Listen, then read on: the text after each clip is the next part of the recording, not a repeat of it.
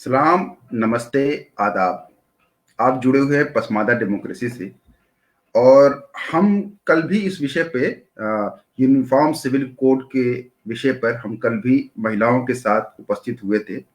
और हम पसमादा पक्ष रखना चाह रहे हैं। अभी तक का जो पक्ष आता है वो दरअसल जो आपको टीवी स्टूडियो में नजर आते हैं मुसलमानों के नाम पे, वो अशराफ वर्ग होता है और उन्हीं का पक्ष होता है। हम हमारा पक्ष गायब है, तो हम उस पक्ष को अपने ही माध्यम से रखने की कोशिश कर रहे हैं।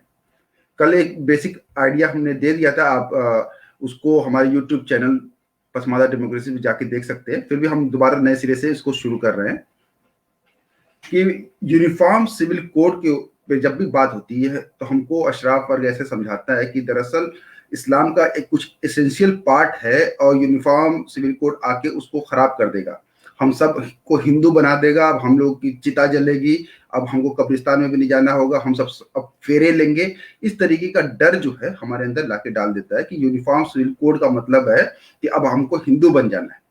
ठीक है, और ये डर बहुत ज्यादा था। और एक वक्त में जब तक हम लोग, मैं अपना व्यक्तिगत बात करूं, जब तक मुझे भी नहीं पता था तो मैं इसी तरीके से सोचता था। फिर हम धीरे धीरे समझ में आना शुरू हुआ कि ये जो अब तक जो शरिया के नाम से जो बात की जाती है वो दरअसल इंसानों द्वारा बनाई गई, इंसानों में भी अशराफ उलमा द्वारा बनाई गई व्याख्या है, कुरान की व्याख्या, उन्हीं के कोड है। और ज्यादातर कोड जो हैं वो अशराफ कल्चर से बिलोंग करते हैं, पसमादा कल्चर से नहीं बिलोंग करते। ठीक है, तो इसको लेके हमारी एक प्रतिक्रिया थी। हम लिखते भी, आर्टिकल भी इसी के ऊपर लिखते रहते हैं कैसे पसमादा कल्चर और अशराफ कल्चर अलग है। और जो शरिया है उसको डिवाइन बनाने का जो अशराफ उलमाओं ने जो एक बहुत दिनों से एक हमारे दिमागों पर डाल दिया, एक हेजेमनी हमारे दिमागों पर उन्होंने अपनी बना रखी है कि जब भी हम ये बात करते हैं कि हम शरिया में कुछ रिफॉर्म चाह रहे हैं तो ये होता है कि नहीं, ये तो पूरी तरीके से जो इस्लाम में रिफॉर्म है, ठीक है, ये तो हो ही नहीं सकता, उसको दैवीय बना दिया जाता है, जबकि ये दैवीय काम नहीं, ये पूरा इंसानी काम है। तो इसी विषय पर अभी कल औरतों का, पसमादा औरतों का हमने एक डिबेट किया था। तो आज पुरुषों को यह हुआ कि आज पुरुष बोल ले, कल महिला बोली थी। तो आज हमारे पास जो है हमारे सारे पसमादा के बड़े बड़े लोग आज उपस्थित हैं। वकार भाई है, ये हमारे महासचिव है पसमादा महाज के। फैयाज भाई को आप देखते ही रहते हैं, डॉक्टर फैयाज अहमद साहब।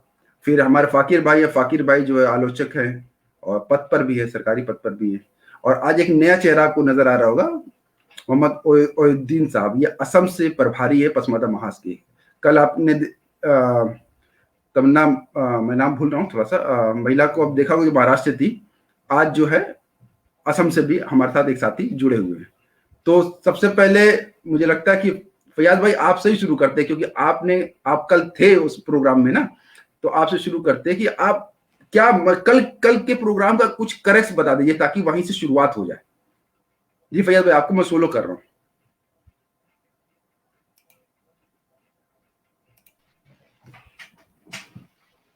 जी देखिए, कल जो इस मुद्दे पे जो यह है कि संवैधानिक अधिकार बनाम इस्लामिक शरिया पे बात हुई थी, और पसमानदा महिलाओं का पक्ष जानने के लिए पसमानदा डेमोक्रेसी ने ये कोशिश किया था कि पसमानदा महिलाओं का पक्ष सामने आए, जो आज तक इतिहास में, भारतीय इतिहास में कभी उन पसमानदा महिलाओं को नहीं सुना गया था।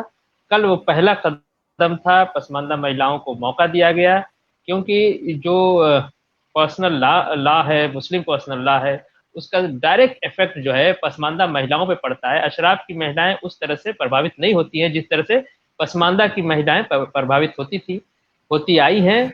लेकिन कभी इनकी बात नहीं सुना गया था। तो कल पसमानदा डेमोक्रेसी की तरफ से एक ऐतिहासिक पहल करते हुए पसमानदा महिलाओं की आवाज को बुलंद करने का मौका दिया गया। वो उन्होंने अपनी बात रखी, और कल की एक बात में बहुत अच्छी बात निकल के आई कि जो 3 महिलाएं थी हमारी, महाराष्ट्र से लेके उत्तर प्रदेश और राजस्थान, एक क्षेत्र विशेष के हिसाब से भी वो प्रतिनिधित्व कर रही थी और समाज विशेष के हिसाब से भी प्रतिनिधित्व कर रही थी। अक्सर ये कहा जाता है कि ये जो जातिवाद है या अशराफवाद है, ये सिर्फ नॉर्थ इंडिया की प्रॉब्लम है। तो साउथ इंडिया से हमारे पास भी लोग थे, और आज हमारे पास आसाम के प्रभारी डॉक्टर ओयुद्दीन साहब भी हैं, तो हम उस पर बात करेंगे। तो बहुत सी बातें उसमें निकल के आई कि ऑलमोस्ट ये बात निकल के आई कि अगर कानूनी एतबार से, जैसे और जगह कानून यूनिफॉर्म है, समान है, तो अगर पारिवारिक कानून भी यूनिफॉर्म होता है, उसमें जो है जो शादी विवाह है, संबंध विच्छेद है, उत्तराधिकार का है, विरासत का जो मसला है, या एडॉप्शन का, गोद लेने का जो है, अगर उसमें कोई यूनिफॉर्मिटी होती है तो हम उसका स्वागत करेंगे। लेकिन कुछ शर्तों के साथ हमारे साथ महिला मौलाना भी जुड़ी हुई थी, वो बता रही थी कम से कम इसकी ड्राफ्टिंग पहले हो और गवर्नमेंट लेके आए कि वो क्या चाहती है, कैसे चाहती है, इस पे कैसे बात हो। और ये उसमें कहा गया कि अगर कोई इस तरह की बात होती है तो संवैधानिक अधिकारों के तहत हम उसका स्वागत करते हैं और उस पर बात होनी चाहिए। दूसरा, शरिया लॉ पे बात की, खासतौर से हमारी पसमानदा मौलाना ने कहा कि जो है ये शरिया लॉ जो है, शरिया है ही नहीं है, ये हनफी लॉ है और कुछ अशराफ उलमा का अपना है, वो उस हिसाब से है। उसमें बहुत सी कानून गलत है और उस पर बहुत लंबी चर्चा हुई, मैं समझता हूँ 1.25 घंटे की चर्चा है। एक बात और निकल के आई, एक सवाल के जवाब में उन्होंने कहा कि जब उनसे पूछा गया कि क्या मुस्लिम पर्सनल लॉ बोर्ड का बहिष्कार करना चाहिए, तो उन्होंने कहा कि मुस्लिम पर्सनल लॉ बोर्ड ने पहले ही से पसमानदा का बहिष्कार कर रखा है। 4 लोग शेरवानी पहन के, टोपी लगा के बैठ जाते हैं और हमारे पर्सनल लॉ को निर्धारित करते हैं, जबकि हमारी सभ्यता संस्कृति पसमानदा की देशज है, भारतीय है, उसकी सभ्यता संस्कृति अरब और ईरान की सभ्यता संस्कृति से बिल्कुल अलग है। तो हमें मौका मिलना चाहिए। और आखिर में ये बात निकल के आई कि जब भी ये पर्सनल लॉ पे बात हो या कुछ इस तरह की यूनिफॉर्म सिविल कोड की बात हो, एक बहुत अच्छी बात हमारी महिला मौलाना ने कहा कि यूनिफॉर्म से अच्छा शब्द कॉमन है, कि कॉमन सिविल कोड होना चाहिए। यूनिफॉर्म से अच्छा शब्द भी प्रपोज किया गया पसमानदा महिलाओं की तरफ से। अच्छा, और ये मैं बात निकल के मैं बात कर दूं, ये हाँ, पूरी बात कर दूं मैं, कि जब हाँ, भी कोई बात हो इस पे, तो पसमानदा महिलाओं का भी प्रतिनिधित्व उसमें रखा जाए, ताकि हम अपनी बात, अपने दुख दर्द को सही से बात कर सकें। ये कल अच्छा, की बात का एक सारांश था जी। मैं थोड़ा सा ये समझना चाह रहा था कि कॉमन और यूनिफॉर्म में क्या अंतर है। कॉमन, अगर हम बोले कॉमन जी सिविल कोड और यूनिफॉर्म सिविल कोड, तो थोड़ा संक्षिप्त में बता दें कि बहुत से सवाल है और दर्शक भी सुनेंगे, वो भी सवाल कर सकते हैं, अपने सवाल आप डालते जी रहिए जी ताकि जो है और देखिए, सवाल भी लिया जाएगा आखिर में। जी, संविधान चूंकि मूल रूप से अंग्रेजी भाषा में लिखा गया है, और संविधान की जो आर्टिकल 44 यानी वो अनुच्छेद 44 आप देखेंगे तो उसमें यूनिफॉर्म शब्द का ही प्रयोग किया गया है, कि राज्य जो है, ये स्टेट की जिम्मेदारी है कि वो पूरे भारत के लिए, पूरे नागरिकों के लिए एक समान नागरिक संहिता लाने का प्रयास करे। इंडेवर का शब्द है, प्रयास करने का है, शैल इंडेवर है, मतलब सिर्फ शैल नहीं है, इंडेवर भी है उसके साथ, मतलब लाने का प्रयास करे। तो यूनिफॉर्म शब्द संविधान से है, लेकिन एक कॉमन का शब्द मैं समझता हूँ कि थोड़ा सा ब्रॉड टर्म लिए हुए, कि सबको उसमें लेके जो भी जितनी है उसमें किया जाए, सभी धर्मों के, धर्म के नाम पे डिस्क्रिमिनेशन है, जो कि संविधान की तरफ से आर्टिकल 15 में है कि नहीं होना चाहिए। तो ये कॉमन और यूनिफॉर्म, तो एक प्रपोज किया गया टर्म की कॉमन सिविल लॉ होना चाहिए, मुझे भी बड़ा अच्छा लगा। तो ये जो मैं समझ अच्छा, पाया ठीक है। जी। मैं फाकिर भाई आपके पास आ रहा हूँ। फाकिर भाई, ये थोड़ा सा टेक्निकल, हालांकि हमें एक आज कोई वकालत के भी बंदे को रखना चाहिए था, कुछ टेक्निकल मुद्दा है। ये यूनिफॉर्म कहाँ नहीं है, हम देखते हैं। फाकिर भाई, आपसे मैं पूछ रहा हूँ कि देश में ज्यादातर कानून तो यूनिफॉर्म है, क्रिमिनल सारे कानून यूनिफॉर्म है, ठीक है, तो हमको दिक्कत कहाँ आ रही है? यूनिफॉर्मिटी तो है अब, और क्या यूनिफॉर्मिटी का मतलब पर्सनल फ्रीडम को खत्म कर देना है? क्या मतलब डाइवर्सिटी को खत्म कर देना है? इसको कैसे देखेंगे फाकिर भाई? तो ये क्वेश्चन पूछा जाता है, फिर डाइवर्सिटी का की इज्जत रखेंगे कि नहीं रखेंगे? फाकिर भाई, आवाज नहीं आ रही फाकिर भाई, इसको थोड़ा सा रुकिए, मैं अनम्यूट करूं। हाँ बोलिए फाकिर, हाँ जी जी। हाँ, सुन पा रहे हैं मुझे? हाँ, माइक आप लगा सकते हैं, वो यहाँ से म्यूट था। जी जी सुनाई पड़ रहा है? जी जी जी, मुझे बोलें सुन बोलें पा रहे हैं? बोलें, बिल्कुल सुन पा रहे हैं, आप बोलें। ये यूनिफॉर्म सिविल कोड संविधान के, कॉन्स्टिट्यूशन के आर्टिकल 44 में है, जो डायरेक्टिव प्रिंसिपल कहलाता है।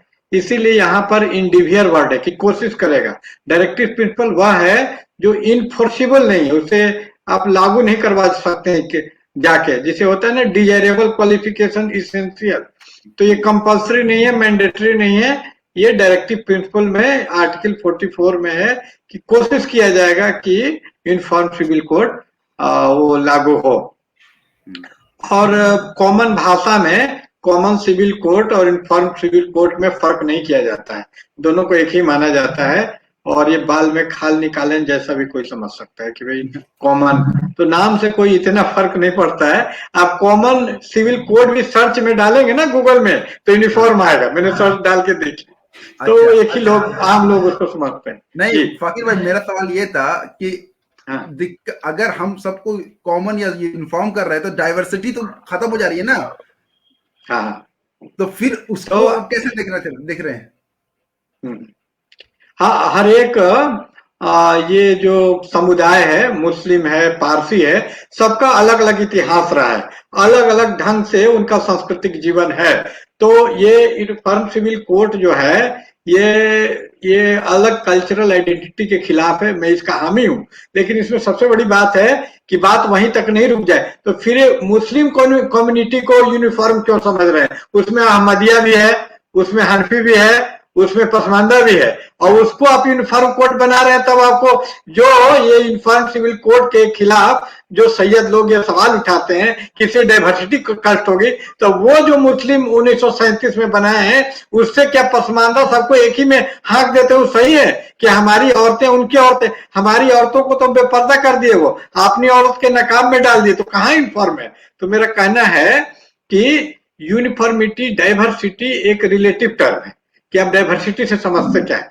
तो कहीं ना कहीं अब डाइवर्सिटी के नाम पे ये तो नहीं बोलिएगा ना कि सबको अलग अलग सजा होना चाहिए। मौत का सजा सबको फांसी होता है। एक जमाने में ब्राह्मणों को फांसी नहीं होता था, ब्राह्मण क्षत्रिय अलग अलग जातियों को अलग अलग सजा था। तो क्या डाइवर्सिटी के हाँ, जी सैयदों जी को भी फांसी नहीं होती थी।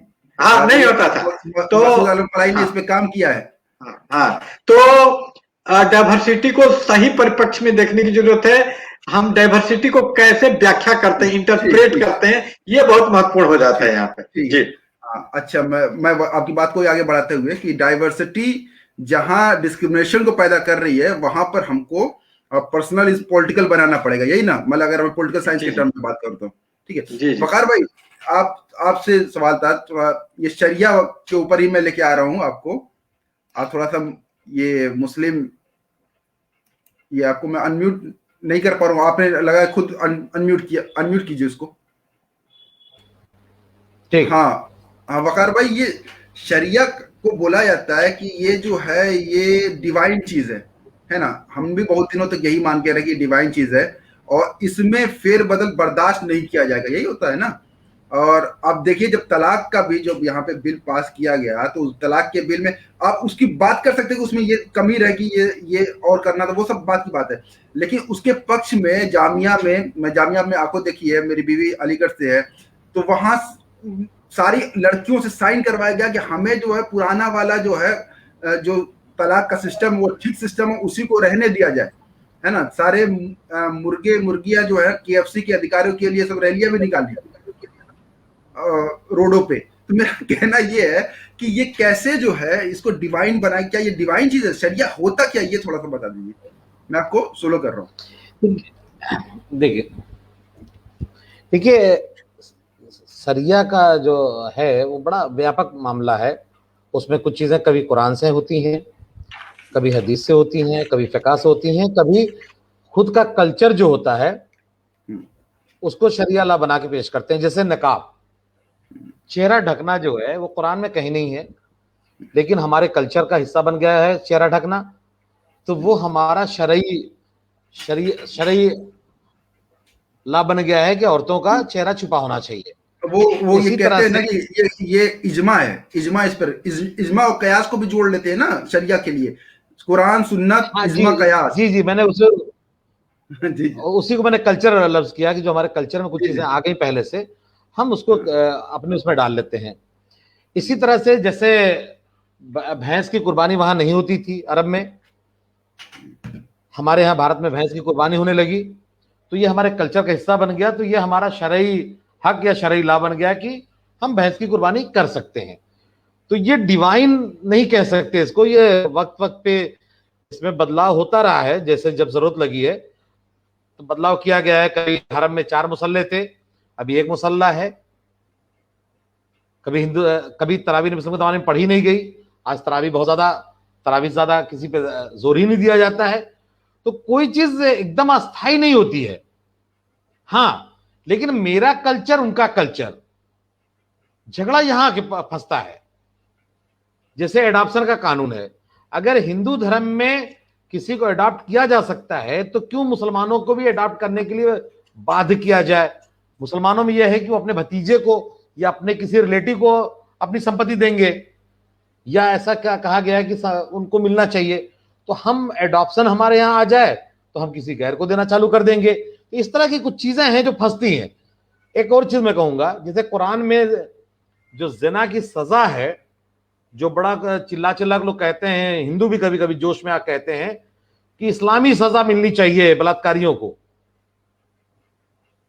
तो एक तो कुरान में 80 कोड़ा 100 कोड़ा की सजा है, और हदीस में भी जो वाकये मिलते हैं उसमें कहीं बहुत ठोस तरीके से नहीं मिलता है कि पत्थर मारे जाएं या मौत की सजा दी जाए या फांसी दी जाए।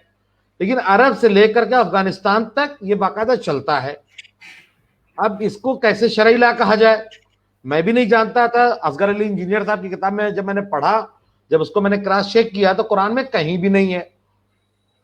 तो ये जो इनका अपना कल्चर है, और ये दोनों का कल्चर मैं कहूंगा, जो हिंदू कल्चर है वो कई बार संविधान का या हिंदू कोड बिल का हिस्सा बन गया, जो मुस्लिम कल्चर था वो मुस्लिम पर्सनल लॉ या शरई वो बन गया, शरई लॉ का हिस्सा बन गया। जैसे मुस्लिम पर्सनल लॉ में जहां तक मुझे जानकारी है कि खेती की जमीन में लड़कियों को हिस्सा नहीं मिलता। अच्छा, जब तक खेती की जमीन सस्ती थी तब तक लड़कियों ने हिस्सा भी नहीं मांगा। अब थोड़ी जब से महंगाई बढ़ी है तब से लड़कियों ने हिस्सा मांगना चालू किया है। तो ये टाइम पे ये बदलता रहता है। अच्छा, मैं थोड़ा सा एक चीज और जोड़ रहा हूं कि कुरान में जो है चोरी की सजा जो है हाथ काटना है, और उमर रजी अल्लाह ताला ने अपने वक्त में जब उनके यहाँ कहत पड़ा, सूखा पड़ा, तो हाथ काटने की सजा खत्म कर दी। तो ये पावर उनके पास कहां से आया? अगर बदलाव नहीं किया जा सकता वो सीधे कुरान की सजा को ही उन्होंने खत्म कर दिया। तो मेरा कहना है कि जब इतना साफ लिखी हुई सजा को उमर खत्म कर सकते हैं, हजरत उमर के पास ये पावर आई कहां से कि खत्म कर, अगर खत्म कर रही पावर है तो दूसरों के पास कैसे नहीं ये पावर है? नहीं, ये पावर आज भी सऊदी अरब में लोगों के पास है। सऊदी अरब के खादिमिन हरमैन शरीफैन के पास आज भी वो पावर है कि उनका जब तक मन किया औरतों को उन्होंने कैद रखा, और जब उनका मन किया इधर 2-4-5 सालों में वहां की सारी औरतें तरक्की कर गई हैं, सब बाहर निकल गई, सब गाड़ी चला रही हैं, सब मॉल में काम कर रही हैं। हाँ, हमारी औरतें जो हम लोग क्रांति कर रहे थे सऊदिया में ये नहीं हो रहा वो नहीं हो रहा, हमारी औरतें घरों में कैद हैं, उनकी औरतें अब मिनिस्ट्री में आ गई हैं। ये पावर आज भी उनके पास है। जी, फाकिर भाई यही बात कह रहे थे। वो दरअसल बुर्का भी उनका है और जींस भी उनकी है। और हम जो है ना, हम उनके डिबेट में फंसे रहते, कभी बुर्के वाले के कभी जींस वाले के चले आते। एक चीज मैं जोड़ दूं, देखिए भारतीय मुसलमानों को जो डर है उसमें सिर्फ अशराफ उस डर का यूज करता है, वो डर पैदा कम करता है, उस डर का यूज करता है। कि जैसे जो नियत का सवाल है कि जब कांग्रेस हो, कांग्रेस से भी डरते थे मुसलमान, और भाजपा से तो डरते ही डरते हैं, जो सावरकर को पढ़े हैं, जो एडगार को पढ़े हैं। तो वो जो है उनसे डरते हैं, उनकी नियत पे डर लगता है इनको कि वो कॉमन सिविल कोड के नाम पे, या जैसे यूनिफॉर्म कॉमन की जो बात थी, यूनिफॉर्म का मतलब लगता है कि करता हूं जो मैं वो तुम भी करो जी। यूनिफॉर्म में ऐसा लगता है। जी वकार भाई, इस पे आएंगे थोड़ा सा मैं इनसे भी पूछूं, असम से जुड़े हुए हमारे साथ पहली बार, है ना। डॉक्टर मुहिउद्दीन साहब, आपसे मेरा सवाल था कि आपको कैसे देखते हैं, और असम में क्या इसको लेके है कि वहां का कल्चर क्या नॉर्थ इंडिया के कल्चर की तरह ही है? वहां पे जिस तरह हम देखते हैं, हमारे यहाँ जो पैट्रियार्की बहुत ज्यादा हावी है, ठीक है, तो वहां पर कैसे देखते हैं वहां के मुस्लिम समाज को, और हमारे यहाँ के मुस्लिम समाज में कुछ अंतर देखते हैं? उसको थोड़ा अगर बता पाए तो थोड़ा सा ज्यादा अच्छा रहेगा।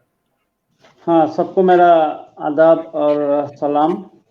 तो मैं असम से हूँ, और बिल्कुल बांग्लादेश, इंडो बांग्लादेश बॉर्डर बिल्कुल नज़दीक है। मेरा जो स्कूल है वहाँ से 10 किलोमीटर है। तो यहाँ का जो लोग है बोले ही बंगाली है, पर हमारे ये जो क्षेत्र है, असम को 3 हिस्सों में बांटा जा सकता है, एक ब्रह्मपुत्र वैली, एक बराक वैली, और बीच में ये पहाड़ी क्षेत्र है। तो हमारा हिस्सा जो है वो भाषा के हिसाब से, लैंग्वेज के हिसाब से देखे, कल्चर के हिसाब से, वो बिल्कुल बांग्लादेश से जुड़ा हुआ है और बंगाली है, और यह एक अलग कल्चर या भाषा जो कहा जाता है उसको सिलेटी कहा जाता है। तो ये एक अलग मुद्दा है। आप यहाँ जो चर्चा हुई इसमें से दो एक बात मैं कहना चाहूँगा। तो ये डॉक्टर फयाज साहब ने कहा कि लोग बोलते हैं कि ये जात पात का मसला जो है वो सिर्फ हमारे यूपी बिहार में है, तो हमारे यहाँ भी ये कहा जाता है। लोग कहते हैं ये जात पात का मामला ये हमारे बराक घाटी में है, ये असम के 3 जिलों में है। तो जहाँ भी जाते हैं वहाँ भी ये जात पात दिखाई पड़ती है, और लोग कहते हैं कि ये सिर्फ यहाँ है, दूसरा जगह नहीं है। तो ये एक इशू है, एक कॉमन परसेप्शन है जो लोगों में। तो ये मैं बताना चाहता हूँ। और दूसरा यहाँ जो चर्चा में आए है कि कॉमन और यूनिफॉर्म, तो शायद ये अगर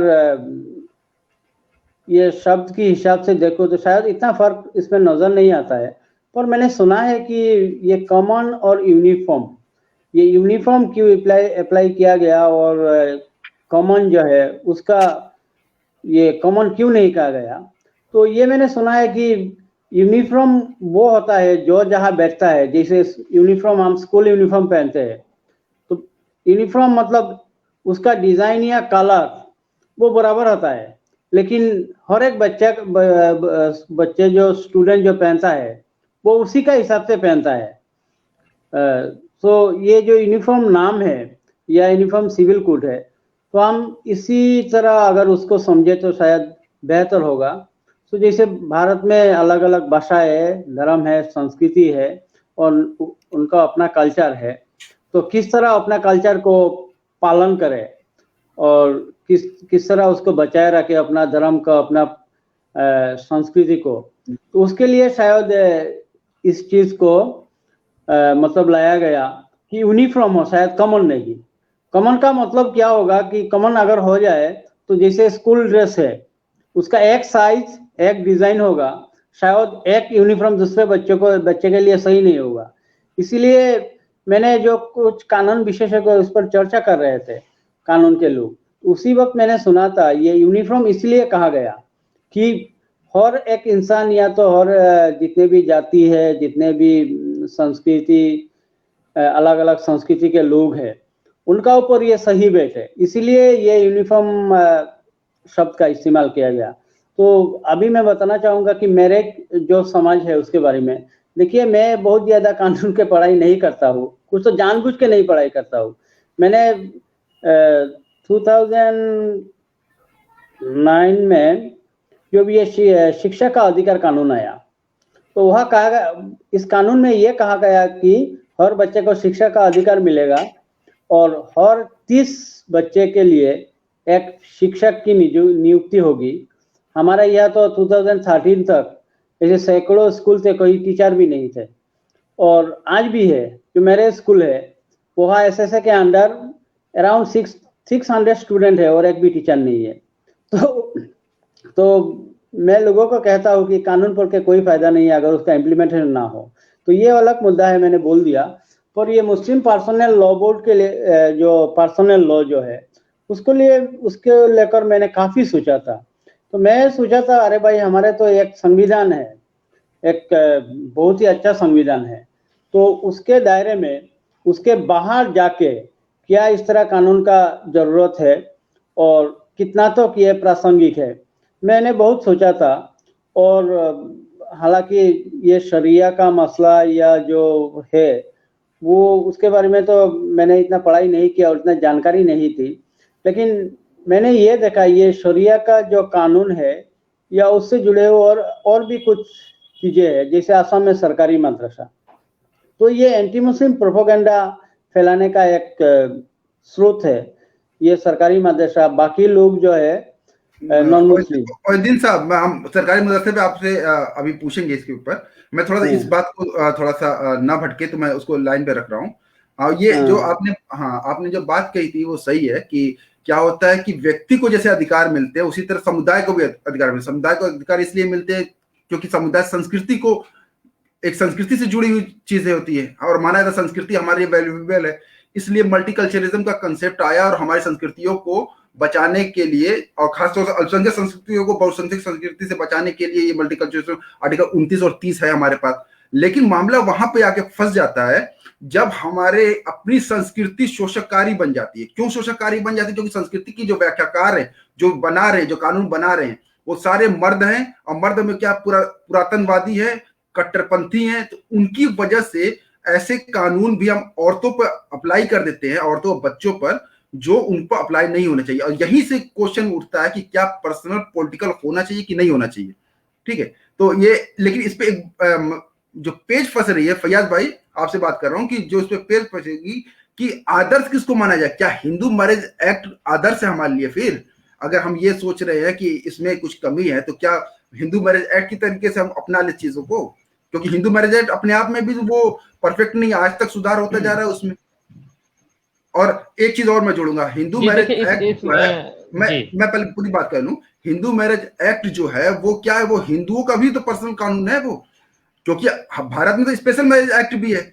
और फिर जो हिंदू मैरिज एक्ट है, तो हिंदू मैरिज एक्ट तो उनका पर्सनल कानून है, उसके लिए वो जो है उस पर कोई बात नहीं हो रही कि वो अपने पर्सनल कानून को बचाए हुए हैं। हम जब बात कर रहे हैं अपने पर्सनल कानून पे, तो फिर ये हो रहा है कि तो अपने पर्सनल कानून, तो फिर क्या तुम हिंदू मैरिज नहीं, देखिए जो हिंदू मैरिज एक्ट है या हिंदू माइनॉरिटी अडॉप्शन एक्ट है, ये सब जो है बहुत ही, इसको जो है बहुत सुधार किया गया है। आप समझिए मनुस्मृति और याज्ञवल्क्य के आगे की चीजें हैं ये, और अंबेडकर ने काफी इस पे काम किया था। तो ये आप कहते हैं कि वो चूंकि उसको सिर्फ फर्क करने के लिए उसका नाम हिंदू मैरिज रख दिया गया, लेकिन वो बिल्कुल मॉडर्न कानून है और संविधान के हिसाब से है। आप देखेंगे हिंदू का मतलब सिर्फ हिंदू धर्म के मानने वाले नहीं है। संविधान में आर्टिकल 25 बी और बी के भाग 2 में ये साफ डिफाइन किया गया है कि हिंदू कौन है। तो आप उसको मैं रोकूंगा,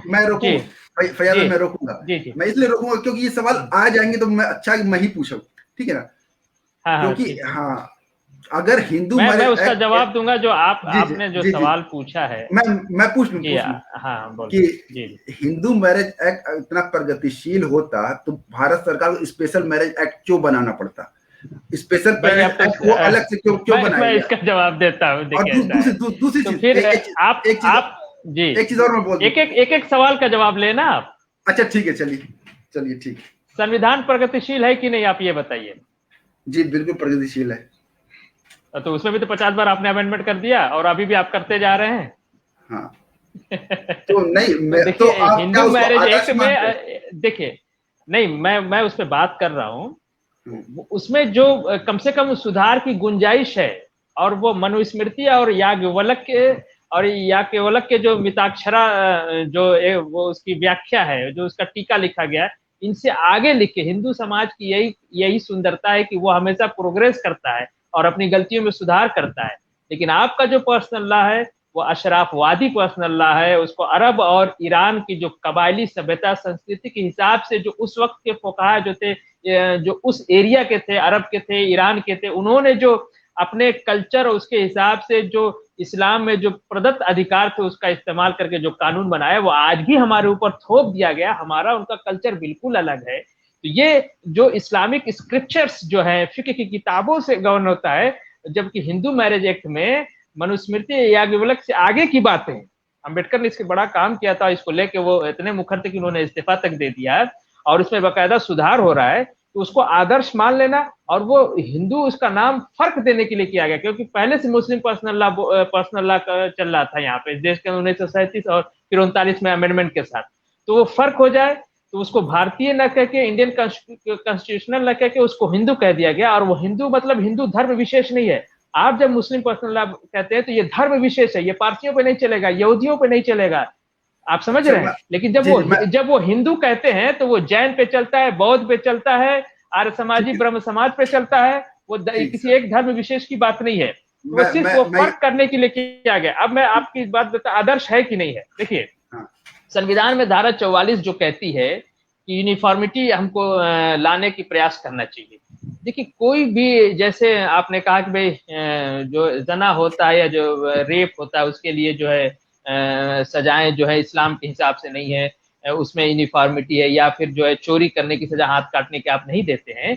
उसी तरह से जो पारिवारिक मामले हैं, शादी ब्याह है, संबंध विच्छेद है, और जो उसके मेंटेनेंस की बात है या फिर आगे एडॉप्टेशन की बात है, ये जो विरासत या उत्तराधिकार की जो बात है, उसमें भी जैसे संविधान सभा बनी थी और उस पर चर्चा हुई, और आगे आप देखेंगे कि उसी में ये हिंदू कोड बिल वगैरह भी चर्चा हुई, उसी तरह से पर्सनल लॉ को फिर से डिफाइन करके उस पर चर्चा हो और पसमानदा की समुचित भागीदारी हो, पसमानदा महिला की और खासतौर से महिला मौलानाओं की हमारी पसमानदा और पुरुषों की उस तरह से भागीदारी को हमसे पूछा जाए कि हमें किस तरह का पर्सनल कानून चाहिए। और यूनिफॉर्मिटी को हम इसलिए प्रमोट कर रहे हैं, हम इसलिए चाहते हैं क्योंकि संविधान से ही अब तक जो भी स्थिति पसमानदा के देश में अच्छी हुई है वो संविधान की वजह से हुई। तो हमें संविधान ज्यादा प्यारा है, शरीयत हमें प्यारा नहीं है। ये एकदम सीधी सी बात समझ लेने की, शरिया मैन मेड है, आदमी इसको बदलता रहता है, तो हम इस शरीयत में बदलाव कर सकते हैं। और शरीयत इस्लाम एक इतना अच्छा मजहब है कि उसने हमें ये दे रखा है, उर्फ का एक कॉन्सेप्ट है फिक्र में कि आप अपने सभ्यता संस्कृति कल्चर, जैसे आप संविधान में बात कर रहे हैं कि संविधान में भी आर्टिकल 15 और 14 में कहा कि आप अपने को बचा के रख सकते हैं अपनी भाषा को, आर्टिकल 25 में, उसी तरह इस्लाम में भी है कि उर्फ के तहत आप अपने सभ्यता संस्कृति को बचा के रख सकते हैं, फॉलो कर सकते हैं। लेकिन ये अशराफ उलमा मिसगाइड करता है, गलत इस्लाम की व्याख्या करता है। मैं हमेशा कहता हूं कि इस्लाम पे, अल्लाह के रसूल पे सबसे ज्यादा जुल्म अशराफ उलमा ने किया है। ये इस्लाम के नाम पे अपना कानून चलाते, अपनी कबायली कानून हमारे ऊपर थोपे हुए हैं, अपना ईरानी और अरबी या तुर्की फारसी ये सब हमारे ऊपर लादे हुए। हमें ये कबूल नहीं है। हमें फिर से हम इसका चाहते, इस पे बहस हो।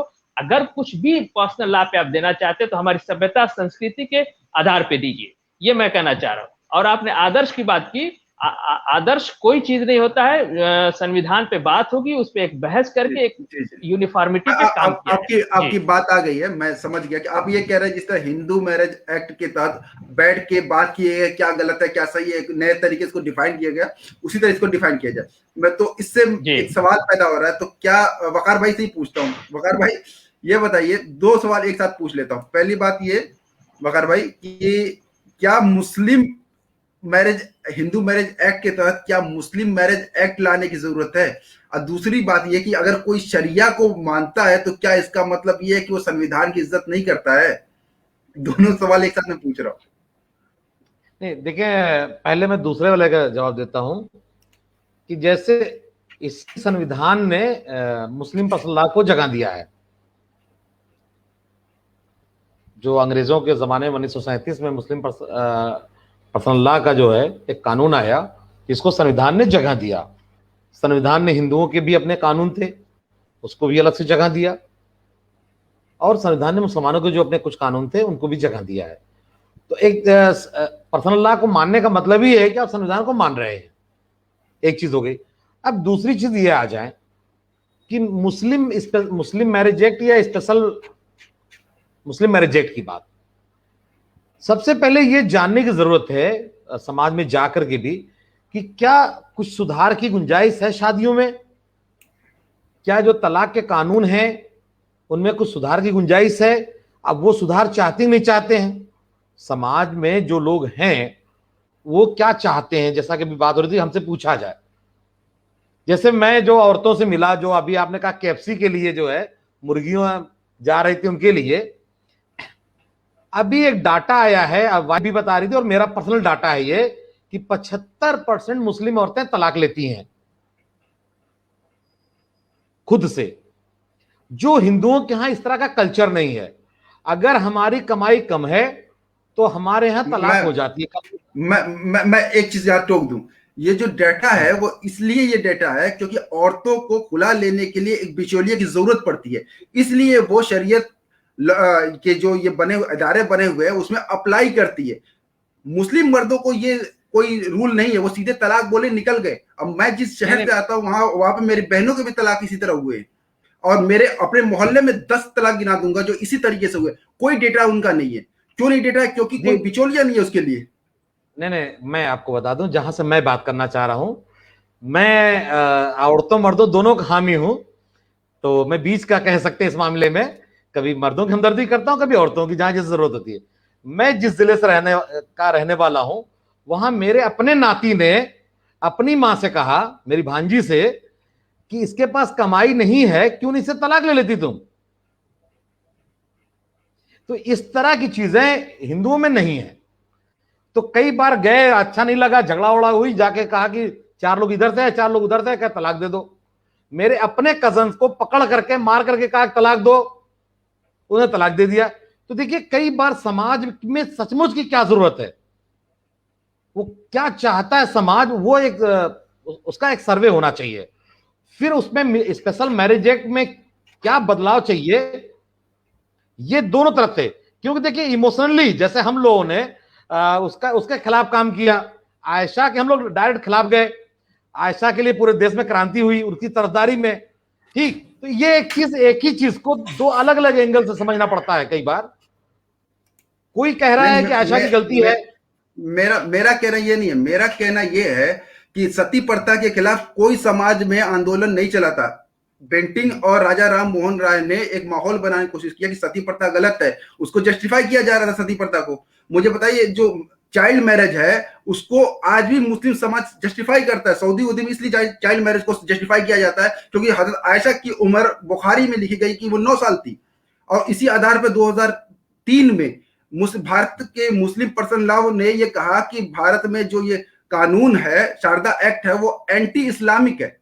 तो आप मुझे बताइए यहाँ पे स्टेट इंटरवेंशन क्यों नहीं करे? क्योंकि वो औरत, वो बच्ची समाज की नहीं है, वो इस राज्य की नहीं, यहां जहां से आप बात करें ये एकदम सही बात आप कर रहे हैं। इस्लामिक जो सिस्टम है, जो जहां तक मैं जान पाया हूं कि वहां बालिग की शादी होना चाहिए। जैसे 18 साल और 17.5 साल का जो फर्क है, इसको समझिएगा जरा। 18 साल और 17.5 साल या 17 साल 11 महीना, ये जो हार्ड फास्ट रूल बना हुआ है, इस पे भी एतराज हुआ है। लेकिन हाँ, कोई अपने शादी करने के लिए हजरत आयशा लोगों की एज का जो है हवाला दे सकता है, लेकिन शादियों में बालिग का कॉन्सेप्ट है। अब बालिग होने का सबका अलग अलग है।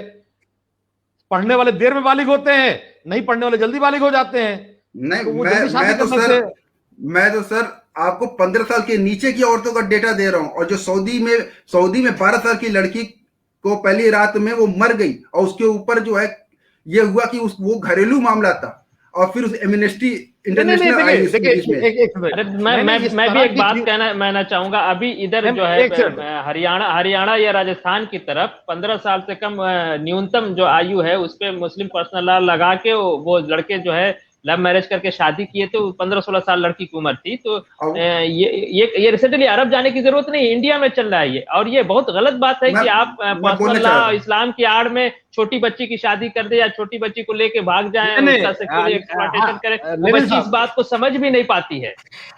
नहीं, ये मैं आपको बता रहा हूँ, सऊदी जाने की जरूरत नहीं, यहाँ इंडिया में भी हो रहा है। देखिए सुनिए, सऊदी और इंडिया की बात में नहीं कहूँ। देखिए जो चीज गलत हो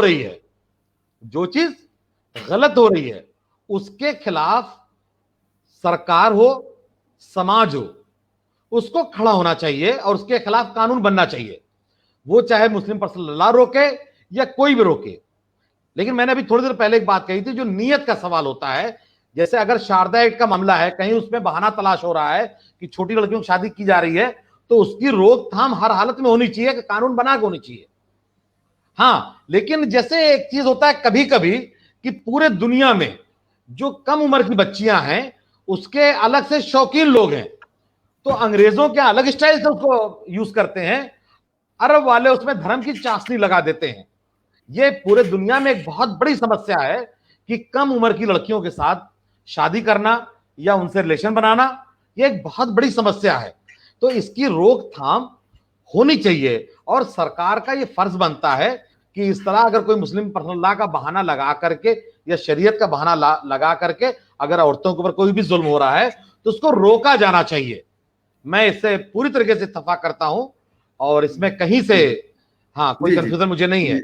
हाँ, लेकिन मैं एक चीज जरूर कहूंगा कि इसकी आड़ में जैसे होता ना, किसी धर्म को, किसी समुदाय को स्पेशली जो निशाना बनाया जाता है, ये ना किया जाए। जैसे हजरत आयशा की एज जो है, हमारे शिया भाई भी खूब उछालते हैं और बाकी हिंदू भाई भी जितना उछाल सकते उछालते हैं, ठीक। तो ये जो एक निशाना बनाने का काम होता है, ये नहीं होना चाहिए। इससे मुसलमानों में एक डर पैदा होता है। ठीक, मैं आपकी बात ले लिया, लेकिन मेरा ये कहना है कि ये उछालने की जरूरत इसलिए पड़ जाती है क्योंकि आपने रिफॉर्म नहीं किया। आप बोल के दिखाइए, जो कोई भी मदरसे वाला बोल के दिखाते कि बुखारी की ये हदीस गलत है, अभी तो आप जो आपके वो कुफ्र का फतवा आ जाएगा, मुर्तद हो जाएंगे। तो जब तक आप खुद नहीं रिफॉर्म करेंगे, आपकी बात उछाली जाएगी, या उछालना सही है। और क्यों अब